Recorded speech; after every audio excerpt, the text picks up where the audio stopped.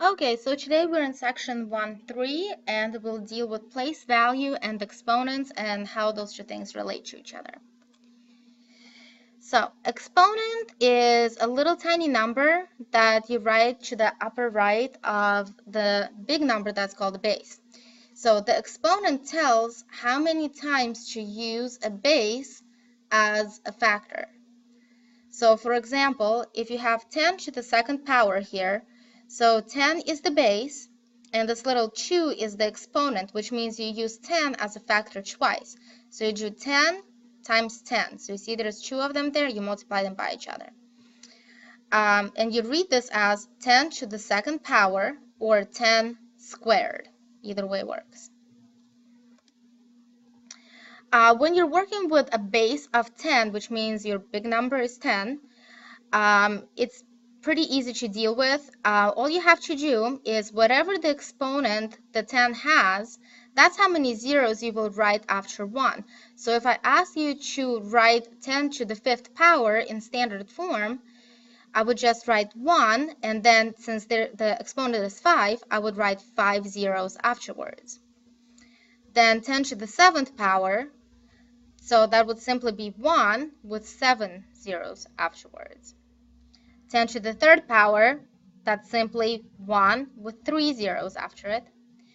And 10 to the 1st power is just 1 with 1 zero after it, or the same thing as 10.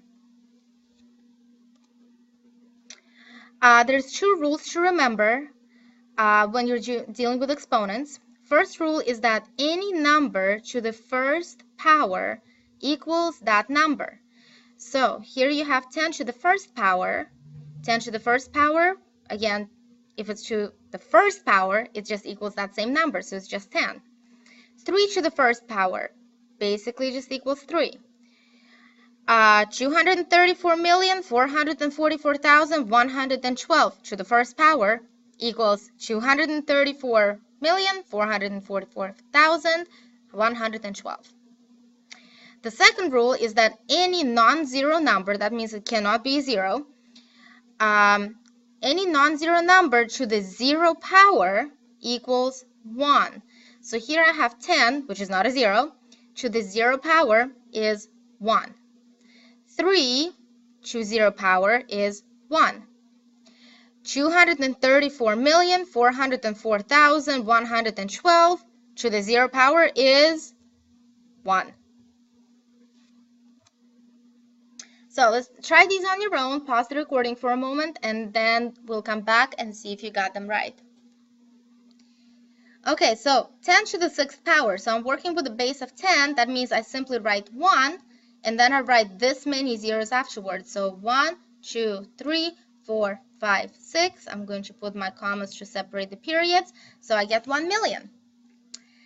98 to the 1st power. Remember, any number to the 1st power is just that number. So this is just 98. Nothing changes. 459 to the 0 power, again, our rule is anything to the 0 power is 1. Now, working with the negative exponents with a base of 10 is also really easy. As long as you have a base of 10, you have it made. So right here, you have, well, let's read the rule first. Whatever the negative exponent is, that is how many decimal places you will have. The last decimal place will have a 1, and the rest will have zeros. So right here, you have 10 to the negative 3rd, which means I'm going to have 2 decimal places. So I write 0 point, and then 1, 2, 3 decimal places. In my last decimal place, I put a 1, and I fill the other 2 with zeros. Right here, 10 to the negative 5, again, 0 point. Then I have 1, 2, 3, 4, 5 decimal places. The last one, the 5th one, is a 1. The rest of them are zeros. 10 to the negative 1, 0 point. And then I only have 1 decimal place, and that's going to have a 1 in it because there is no other ones to fill in with zeros. So try these on your own, and we'll go back and check them in a moment. So let's see if you got this right. So 10 to the negative second power. So first I write 0 point, and then negative second. That it's a negative, so that means I'm dealing with decimals. And 2 means I have 2 decimal places. I'm going to fill in a 1 in the last decimal place and a 0 in the other one. So I have 0.01 or 100th. 10 to the negative 8, again, negative means it's a decimal, so I write 0 point. Then I need 8 decimal places, 1, 2, 3, 4, 5, 6, 7, 8. I'm going to put a 1 in the last one, and then I'm going to go back and fill in the rest of them, and I'm not even going to read it to you officially because it's really big. All right.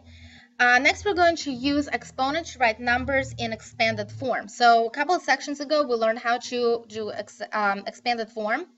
So first, let's do that.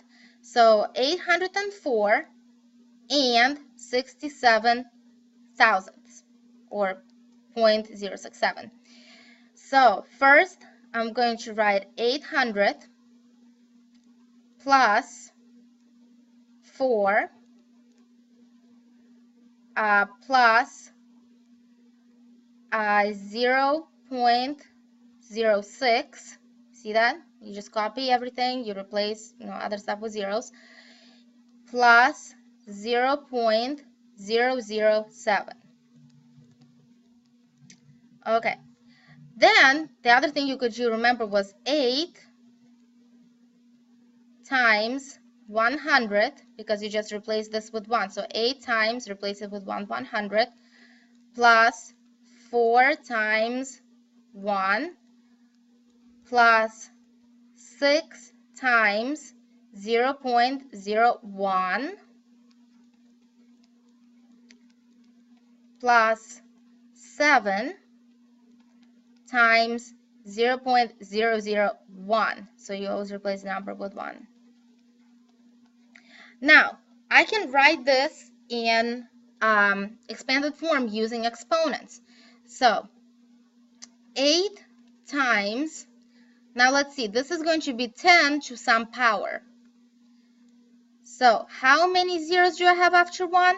2. So it's going to be 10 to the second power, plus 4 times 10. How many zeros do I have after 1? 0. So I'll write 0 power. 10 to the 0 power is 1. So that checks out. Plus 6 times 0.01. So what kind of exponent am I going to work with? Positive or negative? It's going to be a negative exponent because this is a decimal. So 10 to the negative, let's see how many decimal places there are. 1, 2. So to the negative second power, plus 7 times 10. Again, I have a decimal here, so it's going to be negative exponent. And 1, 2, 3 decimal places, and that's going to be negative third power. Try writing this in standard form. That's supposed to be expanded. Expanded form using exponents. Try this on your own, and we'll come back and check it in a moment. All right, so let's see. First, we're going to write 70 plus 7 plus 0.04. Next, this is 7 times what? There's 1 0, so 7 times 10 plus 7 times, any zeros here? Nope. So 1 plus 4 times, replace this with a 1, 0.01. And now I can go another step further and write it as an exponent. So this is going to be 7 times 10. How many zeros do you have after 1? 1. So my exponent is 1. And 10 to the first power, remember any number to the first power is itself, so it's just 10. So that checks out. Plus 7 times 10. How many zeros do I have after 1? None. So it will be to the 0 power.